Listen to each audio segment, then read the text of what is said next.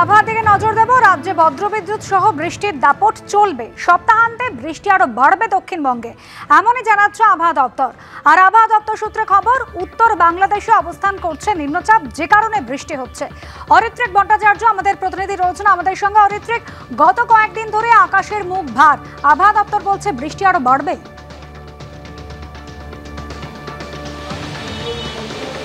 একেবারে তাই। দেখো, এই মুহূর্তে কলকাতা এবং সংলগ্ন অঞ্চলে সকালবেলায় বৃষ্টি শুরু হয়ে গিয়েছে এবং গতকালকে সন্ধ্যের পর আমরা দেখেছি যে ব্যাপক বৃষ্টি হতে।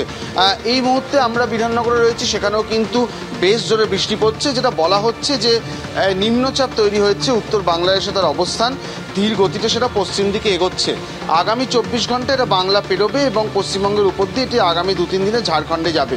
পাশাপাশি বিহার থেকে বাংলার ওপর দিয়ে নিম্নচাপ এলাকা যেটা বললাম সেটা হয়ে বঙ্গোপসাগর পর্যন্ত মৌসুমি অক্ষরেখা বিস্তৃত হয়ে রয়েছে। তার জেরেই কিন্তু বৃষ্টি, উইকেন্ডে বৃষ্টি আরও ভারী হবে যেমনই সম্ভাবনা।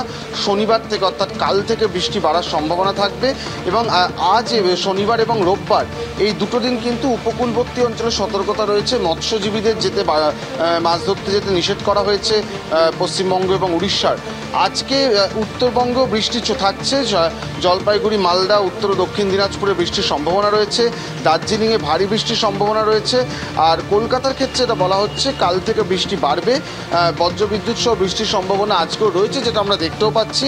বিকেল থেকেই কিন্তু বৃষ্টি কিছুটা বাড়বে এবং যেটা বলা হচ্ছে যে বাতাসে জলীয় বাষ্পের পরিমাণ যথেষ্ট বেশি রয়েছে।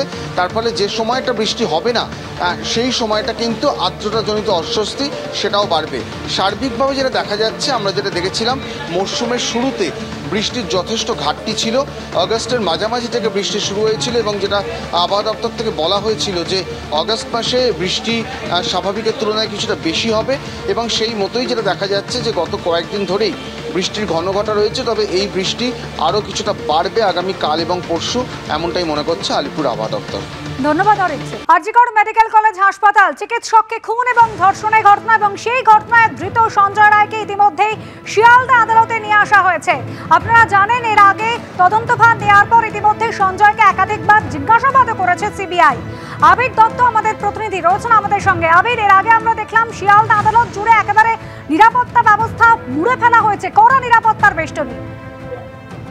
একেবারেই দেখো, একেবারেই কড়া নিরাপত্তা বেষ্টনী বা আপাতত নিরাপত্তা বেষ্টনী বলা যায়।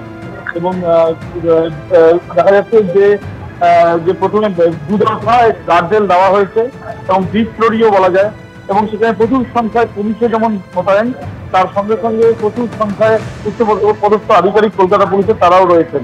একদিকে দেখা যাচ্ছে যে একটি বিক্ষোভ চলছে, অন্যদিকে এই যে রাস্তা সেটা পরিষ্কার রাখা হয়েছে এবং আলাদাভাবে গঠন করে যাতে রাখা হয়েছে, যাতে কোনো রকম এই আসামিকে যখন কোর্টে লকআপে নিয়ে আসা হবে যাতে কোনো রকম ভাবে কোনো সমস্যার সম্মুখীন না হবে, অপ্রীতিকর ঘটনা যাতে কিছু না ঘটে।